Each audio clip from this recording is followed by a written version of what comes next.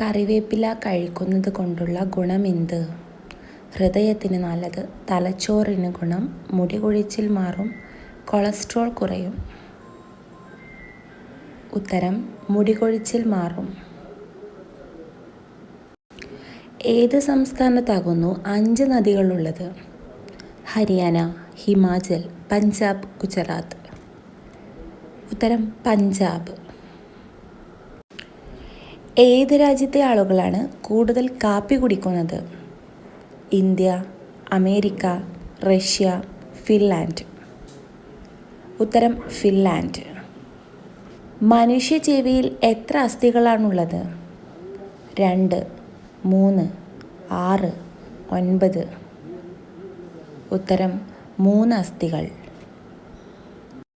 വെറും വയറ്റിൽ കഴിക്കാൻ പാടില്ലാത്ത പഴവർഗ്ഗം ഏത്? ആപ്പിൾ, വാഴപ്പഴം, പൈനാപ്പിൾ, ഈന്തപ്പഴം. ഉത്തരം വാഴപ്പഴം. ഏത് രാജ്യത്തിനാണ് കൂടുതൽ ലോകകപ്പ് സ്വന്തമാക്കാൻ പറ്റിയത്? America, Brazil, China, Argentina.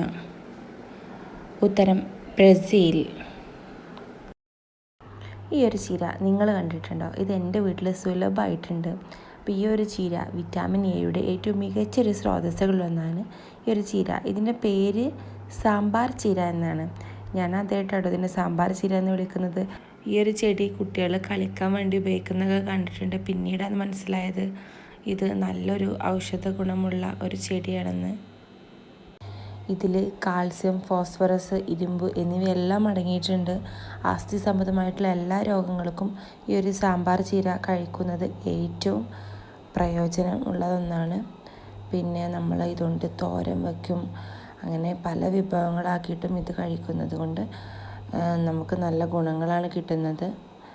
പിന്നെ ഇതിൻ്റെ തണ്ടും ഇലയൊക്കെ കഴിക്കാവുന്നതാണ്. നമ്മൾ ചെറിയൊരു റോസ് നിറത്തിലുള്ള ഒരു പൂവൊക്കെ ഉണ്ടാവും. അപ്പോൾ പാടത്തും പറമ്പിലൊക്കെ കിടക്കുന്ന ഈ ഒരു ചെടി ഇനി ആരും വില വെക്കാതിരിക്കണ്ട.